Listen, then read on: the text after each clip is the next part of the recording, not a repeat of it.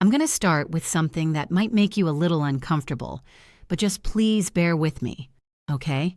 If you feel yourself getting a little defensive right away, midway, or at the end, it's okay. Just notice it. But ask yourself why. Because I guarantee if you stay with me, this is probably going to explain every single relationship that you have ever been in.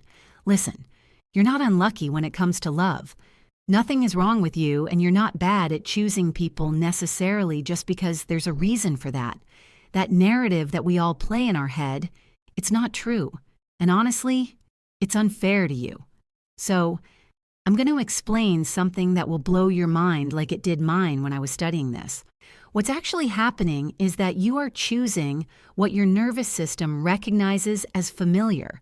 And if you've had consultations with me, you know that I talk about this a lot because it makes total sense when it's actually explained properly. And until you understand why that feeling is familiar, you're going to keep repeating the same relationship with a different person, calling it chemistry or timing or fate when it is not. When I talk about this stuff, I'm specifically referencing the work of Dr. Tara Schwartz.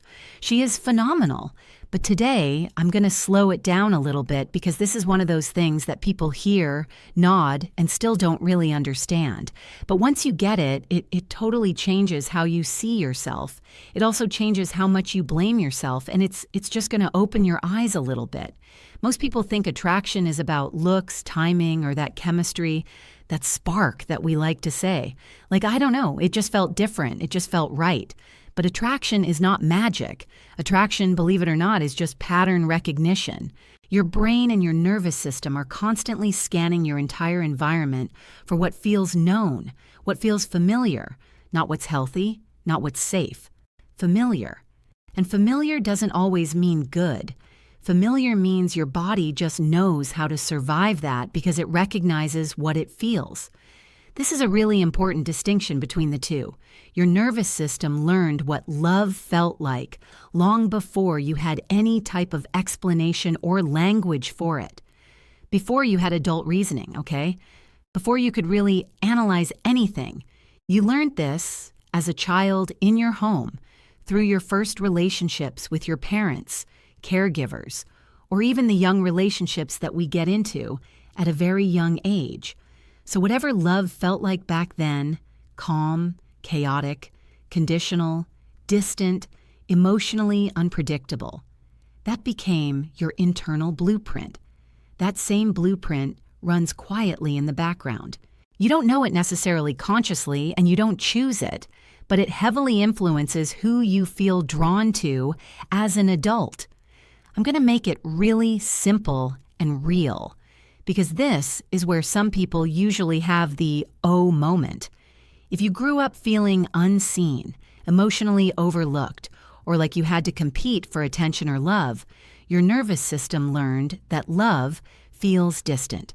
So later in life, when somebody shows up fully available for you, emotionally present, consistent, texting back, calling when they say they will, your body might actually feel a little bit uncomfortable and uneasy. And you might say things like, they're really nice. I just don't feel it anymore, or I don't know, something's missing. And they can't really pinpoint what that is. But then somebody else comes along. They're hot and cold. They give you just enough attention to keep you guessing. You're always wondering where you stand. And suddenly, you are hooked. That lights you up because it's love, right? No, it's not love. It's because your nervous system recognizes that pattern. Your body goes, oh, I know this feeling. This feels familiar. That pull you feel isn't romance. That is just recognition. Now let's talk about the people who had to earn their love. If love was always conditional growing up, praise when you performed, affection when you actually behaved well, approval when you succeeded, you learned that love equals effort, and you have to fight for your love. So as an adult, you'll be attracted to partners who make you work for it, people who don't fully choose you, people who keep you slightly off balance, and you're going to find yourself over-giving, over-explaining, and over-functioning. You'll justify it by saying things like, oh, I'm patient, I'm loyal, I don't give up easily. Things like that. But really, it's your nervous system replaying a familiar role. Now, this scenario, let's talk about chaos, because this one hits so hard for a lot of people. If you grew up in a home where emotions were unpredictable, yelling, screaming, tension, walking on eggshells, your nervous system learned that that intensity equals connection. So calm doesn't feel romantic. Calm feels boring and flat, and calm feels a little suspicious. You will also say things like, "There's no spark." What you actually mean is, "My nervous system isn't activated. Nothing's giving me that feeling." And this is something that people almost never realize. Your body doesn't know the difference between excitement and anxiety. It just knows that arousal feeling. So you have that racing heart, right? That obsession, that constant thinking about them. That is not passion. That is your body getting a little dysregulated. And that's why people confuse that intensity with intimacy all of the time. Intimacy feels steady. Intimacy feels good. Intimacy feels calm. But intensity feels urgent. Urgency comes from wounds. So let's talk about abandonment. If you experienced abandonment, emotional or physical, you will often be drawn to unavailable partners. People who can't fully show up for you. People who are always 1 foot in, 1 foot out. And the reason is pretty simple. Even though it's painful, your nervous system is trying to resolve that wound. It believes that if I can get this person to choose me, then I'll finally be worthy for them. But you don't heal abandonment by being chosen by somebody unavailable. You just reinforce that wound.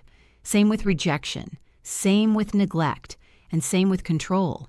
You cannot heal inside the pattern that created that pain in the first place. That's the first step.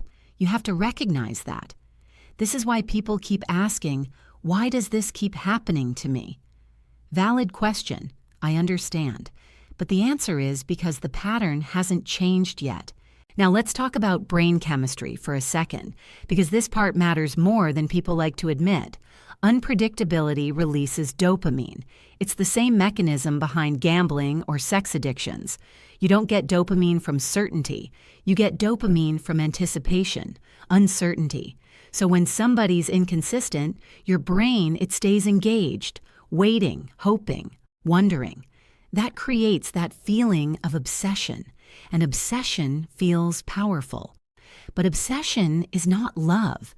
Love doesn't hijack your nervous system. Love doesn't make you abandon yourself. And love does not leave you constantly anxious or wondering what's going on. That is your body just in survival mode. Healthy attraction, what does that feel like? It feels grounded. It grows slowly and it doesn't consume you in that negative, anxious way. And this is the part where people get a little scared. When you start actually healing and recognizing these patterns, your attraction starts to shift. And at first it can feel wrong because it's unfamiliar. The people who are actually good for you, they're not going to activate your wounds ever. They will be clear, consistent, and emotionally available always. And your nervous system still might say, "I don't feel anything." What it really means, like I said, is, I am not dysregulated, I'm not activated. That doesn't mean that there's no chemistry, it means that there's no chaos. This is why healing can feel very lonely at first, because you grow out people that once felt magnetic to you. And that dynamic, it feels so unfamiliar. It makes you want to push that away. But unfamiliar doesn't mean wrong. It means new. And new is good. Your nervous system needs to learn safety, or else you're never going to be safe. This is why also people sabotage healthy relationships. They pick the fights, they create the distance, they lose interest fast because it feels boring. Not because the person is wrong or bad for them, but the calm that they bring, it feels threatening to a nervous system that is trained in chaos and negativity. So what do you do with this? First, stop feeling sorry for yourself and stop shaming yourself. These patterns were adaptive. They helped you survive once. But these survival patterns, they don't make a good relationship and they don't make good relationship choices. Second, You need to stop asking, why do I attract people like this? And you need to start asking, what part of me recognizes this? And that's where the real work is, because you're going to get some answers. But finally, just understand this. You do not and cannot attract better partners by wanting better partners. No, you attract better partners by becoming safe within yourself and becoming that person that would attract somebody safe for you. When your nervous system finally heals, your attraction gets to recalibrate and you get a second chance.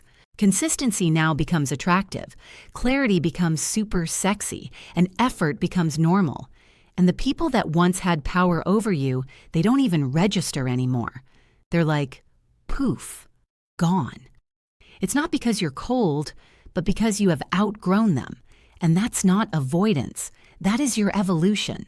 So next time you start recognizing these patterns when you get into a new relationship, don't avoid it.